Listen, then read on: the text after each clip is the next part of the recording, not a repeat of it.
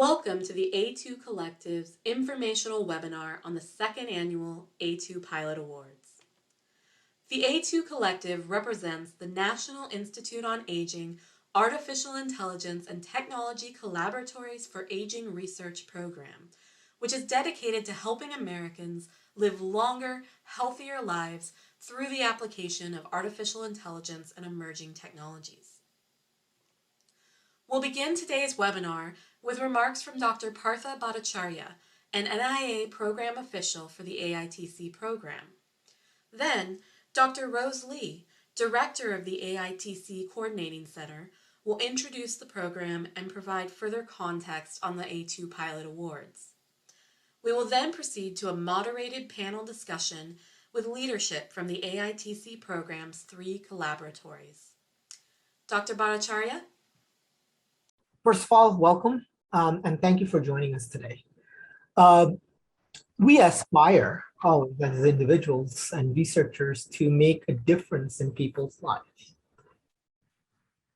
Older adults happens to be a population that really requires a lot of help, assistance, whether it's taking medication or, improving their activities of daily living, or in the case of individuals with cognitive impairment, right? Just figuring out how to carry out their daily activities.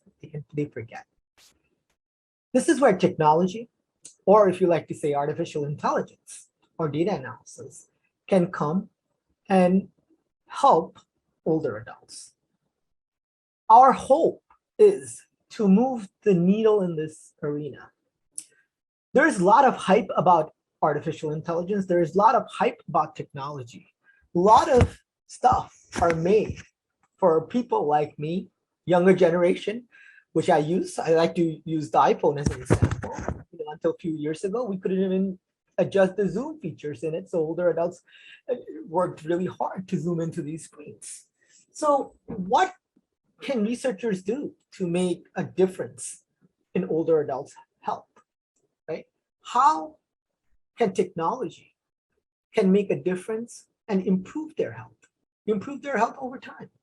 How can it assist care providers, physicians, nurses, and others to make a difference in older adults' health? These are the questions we are trying to tackle with our 3 artificial intelligence and technology collaboratories. The calls for these collaboratories are national calls for pilot programs.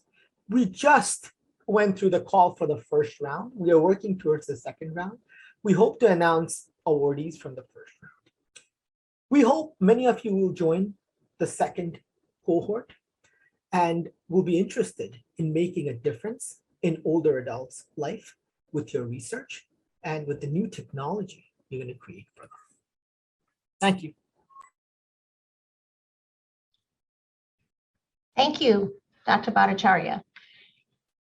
Okay, moving right along, the A2 Collective comprises 3 AITCs that are centered at Johns Hopkins University, the University of Massachusetts Amherst, and the University of Pennsylvania, and the coordinating center is managed by Rose Lee and Associates. Next, each of the collaboratories are designed to provide a set of common core services, and some have identified additional foci. So this shows some of the collaboratory cores, such as every one of them has an administrative core, stakeholder engagement core, technology identification and training, clinical translation and validation, networking and mentoring, and the pilot awards for both general aging topics and specifically ADRD topics. There are a couple of the collaboratories that also have identified an additional area of specific emphasis, including data integration and quality that Hopkins is leading, and ethics and policy that Penn has identified. As the coordinating center, we help to harmonize, coordinate, and communicate on behalf of the A2 Collective, helping to facilitate collaboration within the program and also communicating outward, such as organizing this webinar. Next. The other notable characteristic of the AITC Collaboratories is the emphasis on multiple disciplines, which was by design. So this slide just identifies the different disciplines on the leadership team. The names are the current PIs on the team, and the dots represent additional expertise of other disciplines that are actively reflected in those collaboratories. Next. Each of the collaboratories are prepared to provide guidance on design and conduct of interdisciplinary projects, assembling appropriate investigative teams, and preparing evaluation plans. All, as you can see, are well-versed in human subjects research. Some offer access to diverse patient populations. We've listed just a sampling of resources that the collaboratories have available, such as engineering collaborations that allow people to make prototypes of whatever they're developing. There's data analysis platforms that people can leverage, sensor integration, simulation laboratory suites, biomarker study laboratory that Mass has featured, as well as an imaging facility, and two of them have deep collaborations with their business schools. Mass also has, for example, a overnight sleep monitoring research facility and a driving simulator with virtual reality environment. Other collaboratories might offer access to office space. These are just examples of the types of resources that applicants could consider leveraging. There's definitely a focus on partnerships. All of these collaboratories have interactions with private industry, venture capital firms, healthcare sector, government agencies. We also put here the selected collaborators. This is also on our website. These are different units within different institutions that are collaborating actively with these collaboratories. If you have an application that involves collaboration with any of these participating institutional members, we do need to have that pointed out to us so we can plan for review of separate review, because there could be a potential appearance of a conflict of interest if there are relationships in your application that build on these connections. The Coordinating Center coordinates also with the NIA Office of Small Business Research, and that office provides technical support with scaling up pilot studies and helping small businesses access SBIR and STTR funding. Okay, next. The second annual competition opened on July 1st.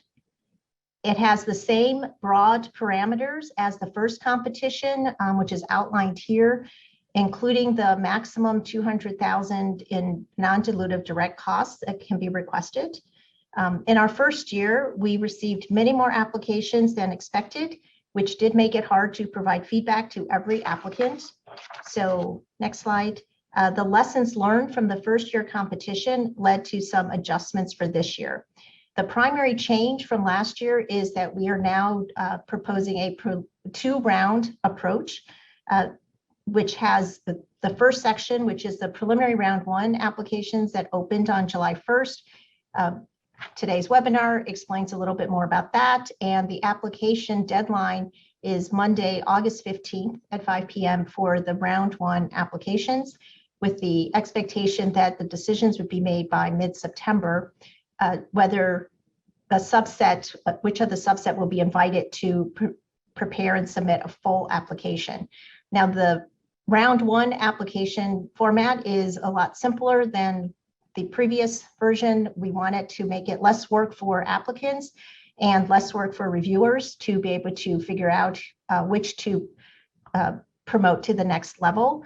And if you're in the invited only round, that would be, we would plan a webinar on September 30th and invite the applications to come in by October 31st, with decisions hopefully made by December 1st, and then anticipated awards in the spring. We plan this time to provide feedback to all applicants, however brief. And we also found that last time we did not prominently publicize the time of the deadlines, and this time we're making a bigger effort to more prominently post not just the date, but the time of the submission deadline to avoid misunderstanding about that aspect. So this is the general timeline for the second competition. Next. The other change is that we have streamlined the evaluation criteria. There are now 4 criteria points that evaluators are asked to provide, to review and then provide an overall score. So those 4 areas are scientific merit, relevance to healthy aging, ADRD, or AITC programmatic interest, potential commercial or translational impact, and team and project plan strength. The score range is 1 to 9, with 1 being the best, kind of following the NIH approach, and some comments will be provided to applicants. We just wanted to give you a sense of what came in last time. About half of the applicants last time selected Hopkins as their choice, and about a quarter went for Mass and Penn. We had about half and half non-academic and academic applications. About 2/3 were in the ADRD area, and only about 16% of the applications had some affiliation with one of the AITCs or their collaborators.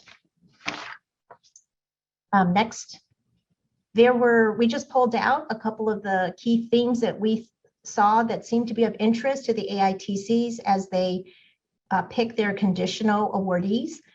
This is not in any order of appearance. The size is not an indication. It's just to give you a sense of what topics seem to kind of come to the top. There's no guarantees about the topics for this year, but we thought it was interesting to give you an idea of that. Okay, next slide. I want to take this opportunity to introduce key members of the coordinating center. Rob Verheyen is the head of operations. He's actually on travel right now, so not here on this particular call. Stephen Liu is our very effective head of marketing and business development. Stephen, do you want to just say hello real quick? Thanks, Rose. Yes, my name is Stephen Liu. I'm a managing director of the A2 Collective. Prior to the A2 Collective, I spent a couple decades as an entrepreneur and also in tech venture development. And I personally know how difficult it is getting an emerging tech-based venture or project like this off the ground. So I'm here to try to help you navigate this process. I've communicated with quite a few of you. So just please feel free to reach out to me by email. And if you're hitting a roadblock, and I'll do my best to help. Thank you, Stephen. And Kayla Har is a communication specialist. Kayla, you want to say hello? Hi, my name is Kayla Har. I work on communications with RLA at the A2 Coordinating Center. And for the A2 Collective, I support communications, outreach, and development of informational resources, including for applicants. So I'm very excited to hear everyone's questions today and the discussion that they will prompt, because it will inform the work that we are doing. Thank you. Thank you, Kayla. And Sabira Mohammed is our very capable technical lead. Thanks, Rose, and hello all. I'm Sabira Mohammed. I'm serving as technical lead for the A2 Coordinating Center, and I'm excited to be here. Thanks. Thank you. And I have marked with these little arrows. The 4 of us will be helping with the breakout sessions. So you'll also see us in action on that. Okay, next up is the question and answer part of the webinar. We will start with a moderated panel discussion with AITC leaders. And after that, around 3:40, we're going to break into breakout sessions with the individual AITCs. The panel discussion will feature 3 of the AITC leaders, Drs. Jeremy Walston, Deepak Ganesan, and George Tamaris.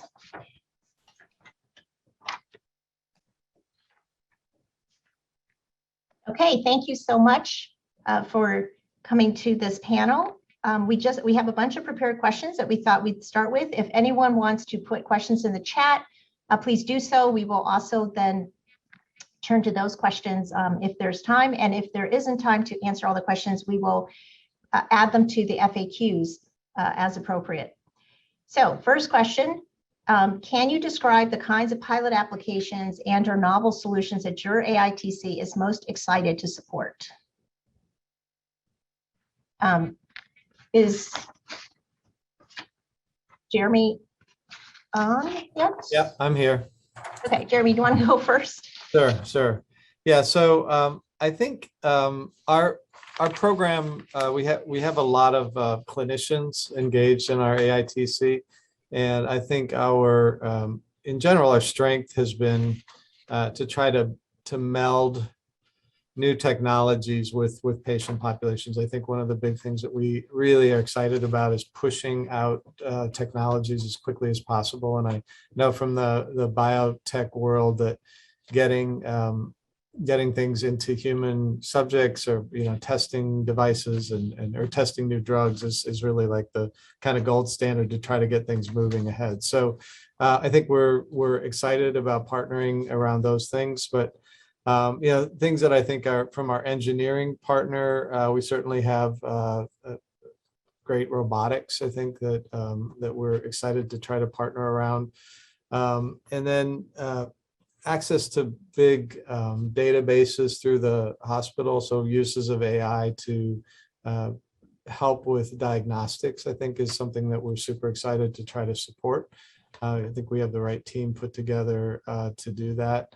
I think the expertise that we have in speech and natural language processing also is something that can be accessed readily by companies and academic partners. And I think those are some of the bigger areas I think we're most excited about. Okay, thanks, Jeremy. Deepak?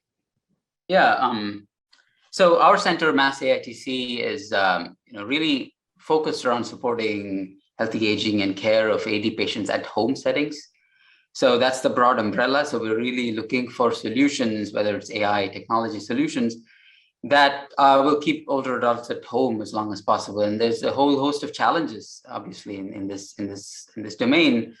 Everything from technologies that are more accurate and they're more give you more objective, better information from the home, to reducing the burden for using these technologies at home for older adults, to the clinician side or the caregiver side, where you have a deluge of data and you have to analyze that data and you have to distill that data into something that's interpretable and actionable for a clinician who has very limited time to take a look at longitudinal data from the home. So there's a whole host of problems around sort of distilling the data into something that's actually useful, and so on. So there, we're not exclusively focused on a particular domain area in this space, but broadly interested in solutions that can work at home.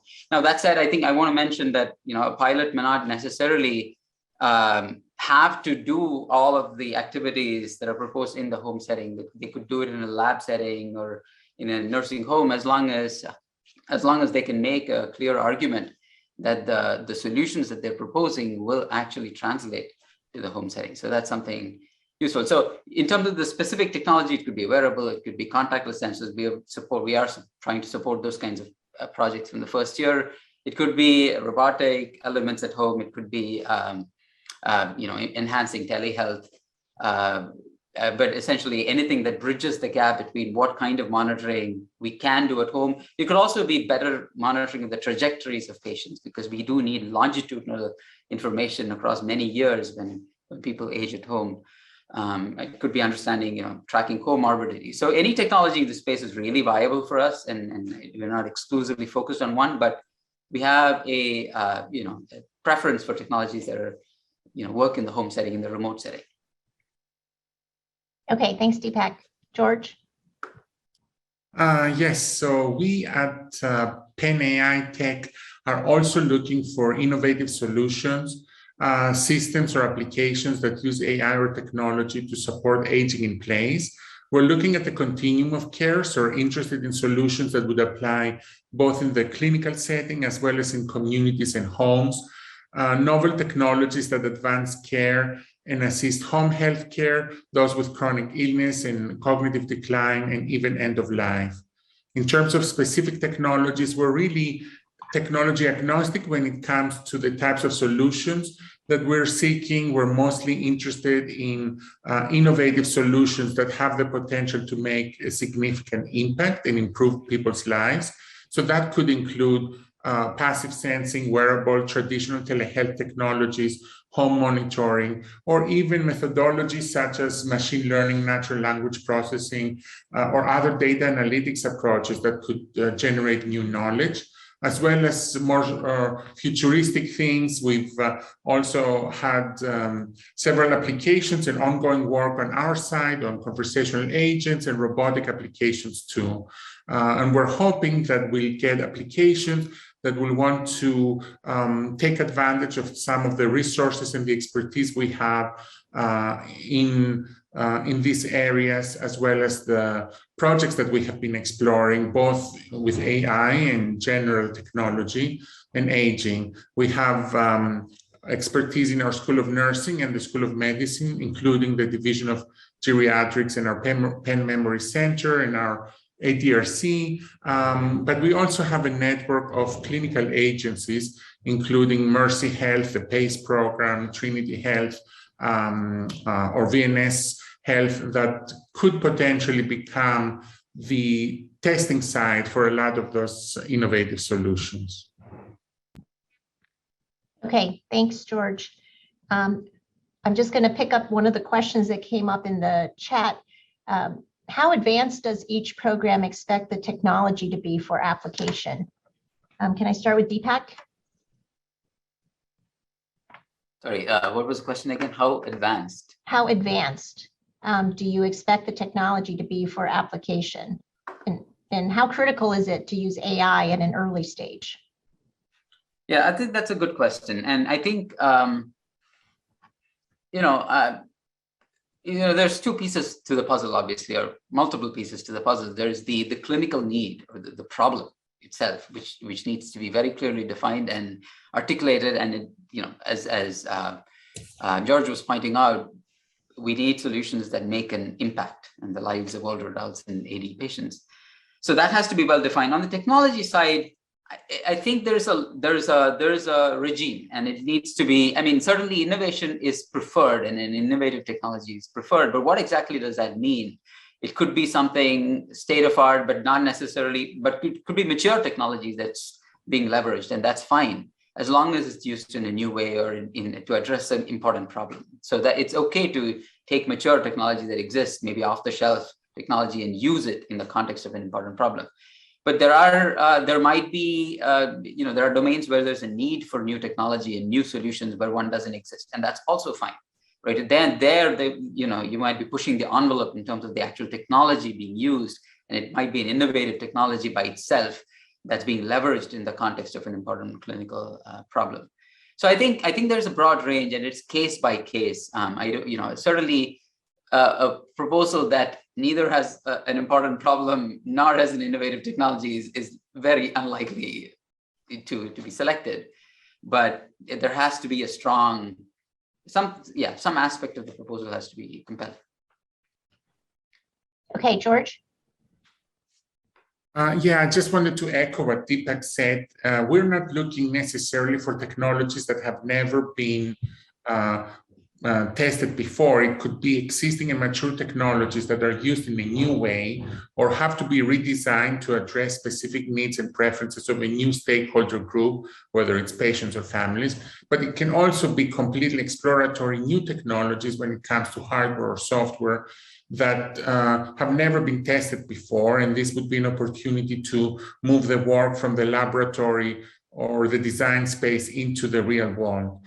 So it's not so much whether the technology itself is mature or not, but rather whether its use is innovative in this context. And to the second part of the question about the requirement for artificial intelligence, we see the call more broadly, both for artificial intelligence and other technologies. So it's not necessarily that a mature AI approach has to be pursued in this round. If there is a technology that could have the potential in the future to integrate AI elements, but that's not what's happening in the first phase, those would also be aligning well with our focus. We're looking at both AI and or other information technologies.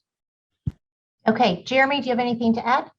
I think we again at Hopkins would be interested in a broad range from very early to late stage. I think for the early stage technologies, it's really important that the applicants draw the line between how it's going to be relevant to impacting clinical issues down the road. So I think some of the applications that came through, there wasn't a very clear connection between what the applicant envisioned that it was going to be connected to.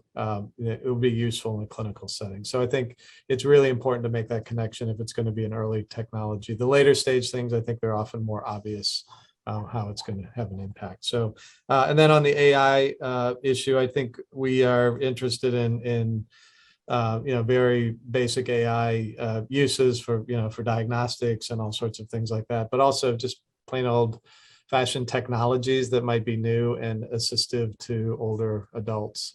So again, the broad range we're open for that. Okay. Thinking back to the first Pilot Awards competition, was there anything that stood out to you among the most promising applications that you could generalize and give people some insight? George?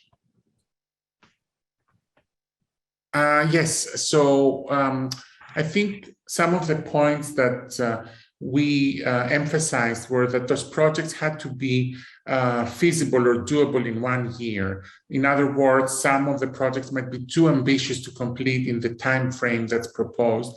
But at the same time, we were looking for projects that were novel, exciting, were introducing innovation and addressing an important issue, and ultimately had promise for real impact.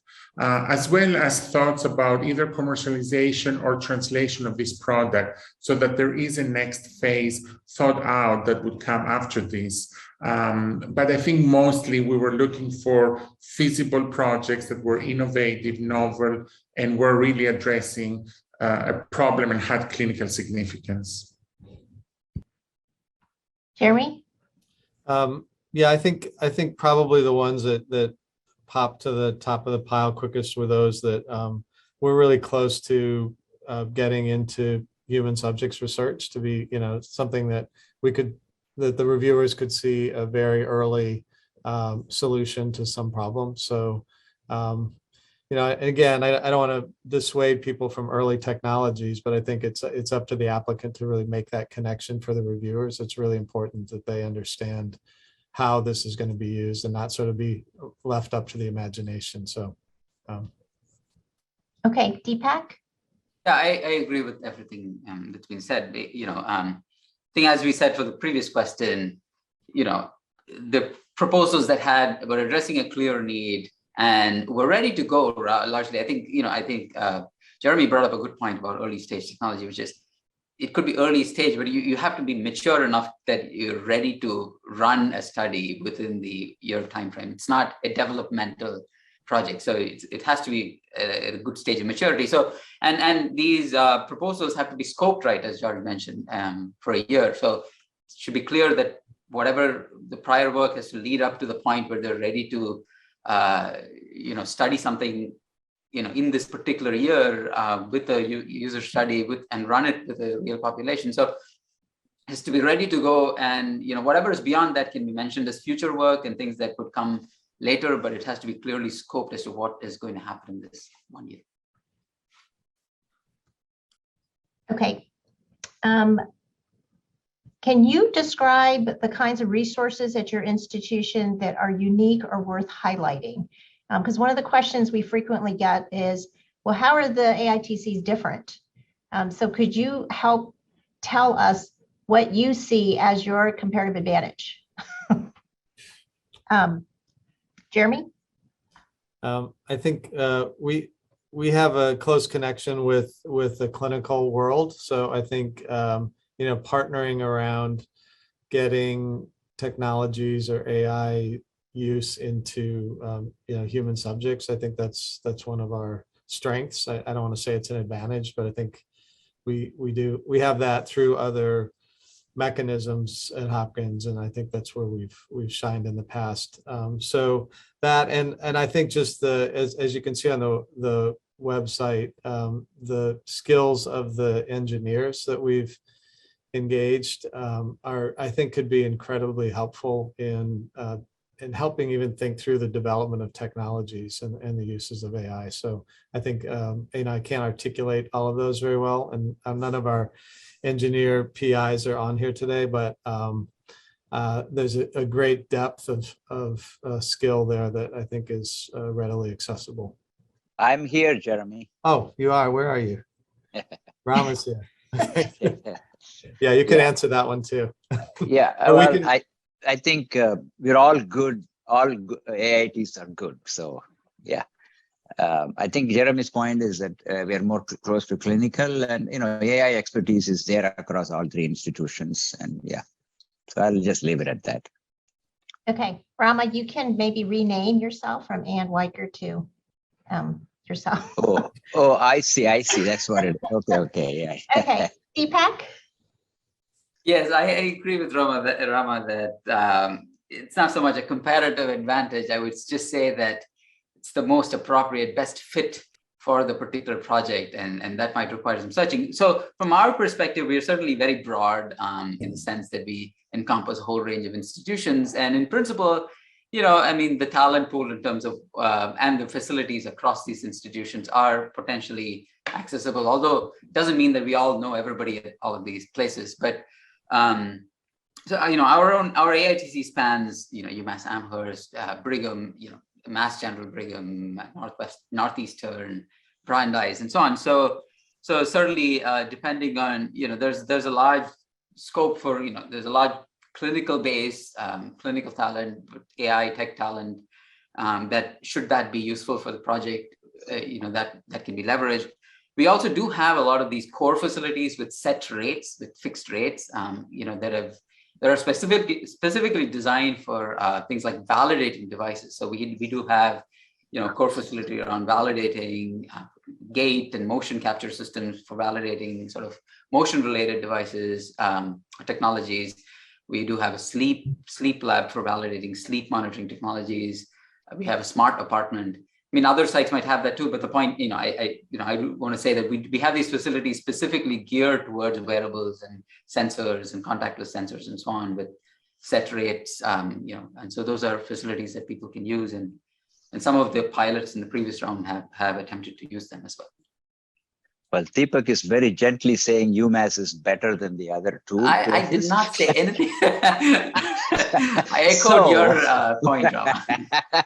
So I think at Hopkins, we have established places for research in robotics and natural language processing, CLSP and computer vision, which other places have them too. So we saw in many proposals we received, people were trying to make that connection. They were kind of wearable devices and camera-based things and speech-based things and so on. I thought maybe they've gone through our website and figured out that will be a better match. But all the three AITCs are all great. So I think we submitted, and if we see you fit with something another place, we will do that. I mean, the goal here is to support as many of these efforts as possible across the three places. In fact, we're even thinking of taking money from each and making a big one big one. So we are collaborating partners in this effort.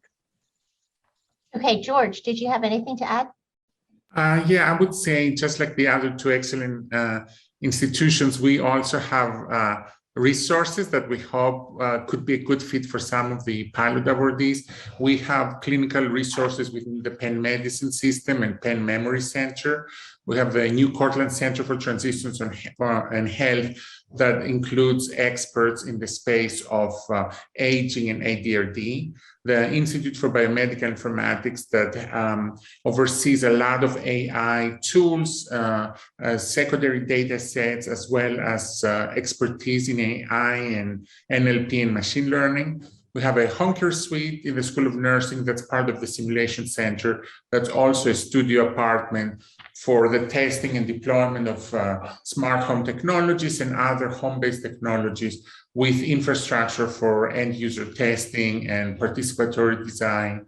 The Penn Translational Neuroscience Center. And I think I mentioned earlier, we have a consortium of clinical sites outside of Philadelphia with health systems like Trinity Health or the PACE program and manage long-term services and support. So I think it is a matter of finding the right fit for an applicant in terms of how any of our centers could best support their vision and their research goal.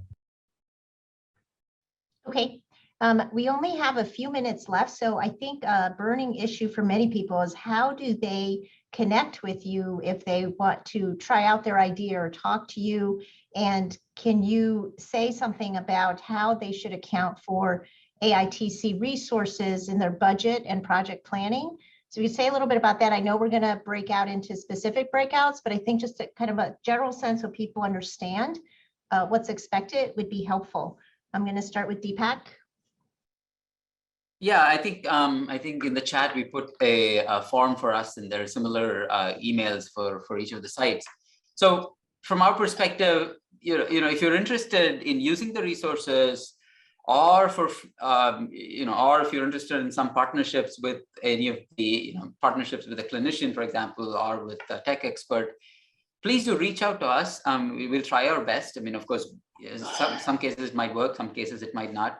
But we'll try our best to pair you up to the extent possible with individuals or the core facility directors or what have you in order to answer your questions. Of course, the time is tight, so we encourage you to reach out earlier rather than later. It sort of gets really tight towards the last week and a half, and we often can't respond that in that duration. But if you can reach out early on, we can actually make those connections possible. And for the second question regarding budget, yes, I think all of them have rates and they have to be budgeted. If you're using a core facility, you have to account for the rates of use of that facility. If you have a collaborator, oftentimes, if you have a subcontract, you need a collaborator on that site, and they have some time that you have to put into your budget, or their students' time, and so those have to be budgeted as part of the proposal or the pilot proposal. And so this is a reason why you should make sure to start that process early so that you know what that involves. We did get applications last time where sort of a blanket assumption was made that, oh yeah, we will use this facility, or we will collaborate, or to recruit patients from this site, and all of them have costs associated with them. And also you need a person on those sites who's actually has the time to put into your pilot project. So these are reasons why please don't wait till later and start that process early, so we can help you as much as possible. Okay, George. We also encourage everybody to visit our website, penaitech.org. There's the contact information there. Feel free to contact us with any questions or wanting to run ideas by us. We're planning on doing a couple of office hours for people to attend virtually, but also we can have one-on-one sessions. In terms of the budgeting, we also, just as Deepak mentioned, will work with you to find out what those budgetary needs may be. We also had examples where in the previous round, people were proposing to recruit a large number of participants in our own health system without having made budgetary considerations around participant remuneration or research coordinating costs. And we can help discuss and explore what those budget implications would be should you want to, for example, recruit at our side. So reaching out to us and having those discussions early, I think will definitely help with streamlining the process. Jeremy? Yeah, I think I'd echo what both of the previous program leaders said. It's important to contact us early and make sure that you have thought through the budget of what you're proposing. I think some of the proposals we got in the past just had very unrealistic budgets and expected that all this stuff would be done for free, but there's actually often costs associated with recruiting and other things that do need to be built into your budget. So keep that in mind. Okay, there was actually one question we wanted to ask is about how many applications are you expecting to consider for round one applications, in terms of how many do you think you're going to select for round two, and then ultimately how many do you think you might be funding? Can we just quickly go around and share that, George? It's been hard to predict since we don't know how many will apply through the first step, but we do have the bandwidth and hope to be able to invite about approximately 30 applications for the second step, the more full proposal invitation. And then out of those, approximately 9 to 10 will get funded. Jeremy? Um, Rama? So I think I think we had 130 come in the last time. We're hoping to get a little bit fewer than that, but I would say that in the second round we're looking to review more fully 30 to 40, and then 10 will be funded in the end. Okay, and Deepak? Ditto, like around, let's say 30 in the second round and maybe 12 or so funded.